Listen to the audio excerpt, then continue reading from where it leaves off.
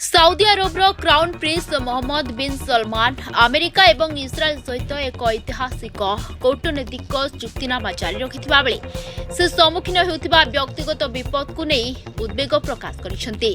एक गणमाध्यम रिपोर्ट अनुसार वार्तालाप पर क्राउन प्रिंस मोहम्मद इस्राएल सह शांति चुक्ति स्वाक्षर करबा परे 1981 मसीह हत्या करा इजिप्टर पूर्वतन राष्ट्रपति अनवार सादत को स्मृति रे आवेदन करथिले। सादत को सुरक्षा देबा पई अमेरिका कोन करिछि बोली क्राउन प्रिंस प्रश्न करथिले।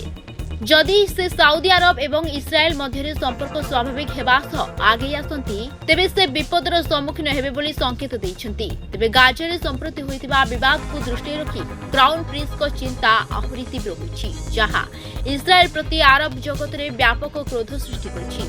तेबे ही विपद सत्वे क्राउन प्रिंस कूटनैतिक प्रक्रिया को अग्रगति करबाकू प्रतिश्रुतिबद्ध। एही रिपोर्ट रे अमेरिकार जने पूर्वतन अधिकारी तथा आलोचना सह परिचित अन्य दुई सूत्र दर्शाइथिबा रिपोर्ट रे कहाଯାଇଛି जे क्राउन प्रिंस मोहम्मद संभाव्य विपद विषय रे संपूर्ण भावे अवगत थिबा बेले से इस्राएल सह संपर्क को अनुष्ठानिक करबाकू उद्यम करी आगको बढ़ाइबाकू स्थिर करिसेंती।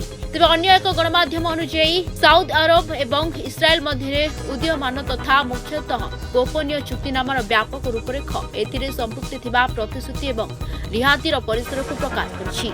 विकास रे थिबा एही चुक्ति रे साउदी अरब पई अमेरिकार अनेक प्रमुख प्रतिश्रुति अंतर्भुक्त होइतिबा जଣା पड़िछि। एही प्रतिश्रुति गुड़िक एक चुक्तिनामा एक साधारण नागरिक आणविक कार्यक्रम पई समर्थन एवं प्रजुक्ति विद्या एवं अन्य क्षेत्र में अर्थनैतिक विनियोग माध्यम सुरक्षा ग्यारंटी अंतर्भुक्त करे। तेबे एही चुक्तिनामा को सुगम करिबारे अमेरिका निजको एक प्रमुख खेलाड़ी भाव में स्थानित करुछि।